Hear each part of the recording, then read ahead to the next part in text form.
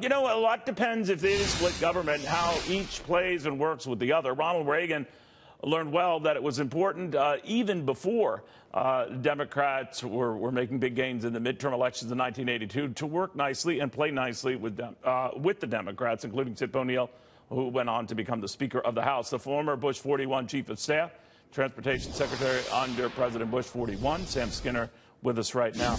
You know, Secretary, that would be a big test for this president if the dynamics change on the Hill and he loses, let's say, the House. How do you deal with that? What do you do? Well, I think it's going to be a big challenge for everybody. We're polarized on both sides of the aisle, and you've got to really come together, and somebody's got to bring them together. And you can't do it. One person can't do it. It's got to be people on both sides of the aisle. And right now, Neil, we've never been more polarized. So I'm not overly optimistic that we're going to get a whole lot done in the next 2 years until both of them kind of go to a truce and decide what's best for America. You know, I do remember, I guess I'm old enough to remember the environment when Ronald Reagan first got elected president. A lot of people just wouldn't recognize him. He obviously won in a landslide against Jimmy Carter, but there were a lot of people who said, oh, he's just a California actor. Never mind, he had been a two-term governor of California. They just couldn't take him seriously, wouldn't take him seriously. And then, of course, after the midterms of '82, when we were still in a recession, we started bounding out of it. The Wall Street bull market was on. The surge to 20 million new American jobs was on. And it made doubters, praisers.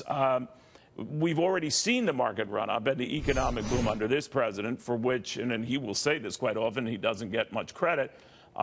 So how do you factor in what would change things or work in his favor if that were the case?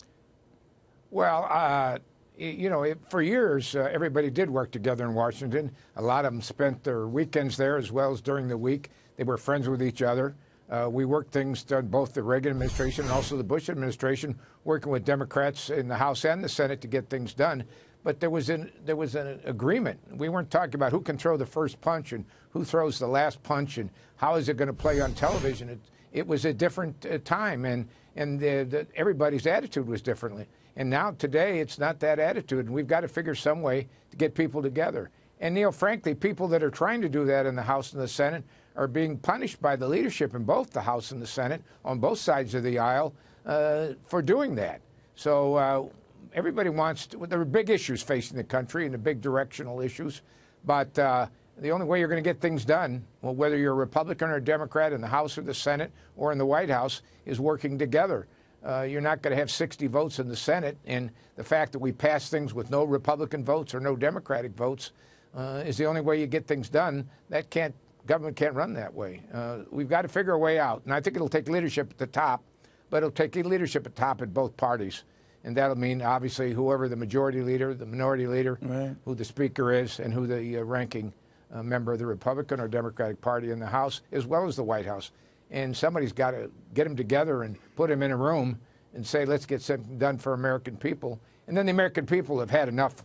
You can tell by your comment earlier today. People really don't like this. They want to see things that are done, and they want to see results. They're not interested in who throws the first punch or the last punch or how many punches. Just that they're still throwing the punches. You're right. Secretary, thank you so much for taking the time. We appreciate it. Thank you.